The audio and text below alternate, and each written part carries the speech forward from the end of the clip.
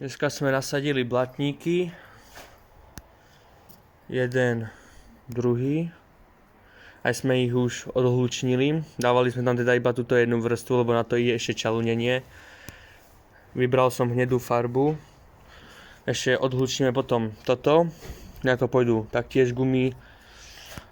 A potom sa bude, že tuto robí takto plech, okno, ale to je ešte ďaleko. Takže takto sme dneska pokročili. Skúsim to nejako z diaľky natočiť.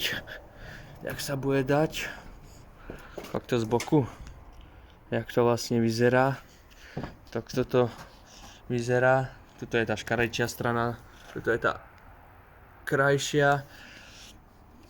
A inak to parádne vyzerá. Toto som aj takto už krytý namontoval. To je tak ešte pôjde dole.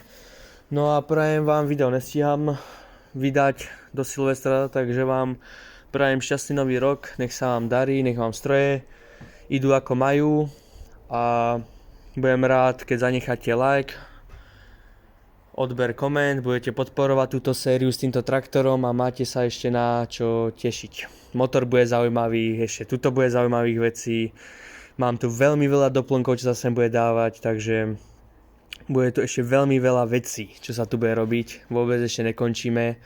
Nestíham ho do marca spraviť, bohužiaľ. Stíham ho tak v máji, že bude úplne hotový. Ja som povedal, dokedy nebude 100% hotový, nepôjde z tejto garáže von, takže bude tu. Takže ďakujem veľmi pekne, šťastný nový rok, príjemné sviatky, majte sa.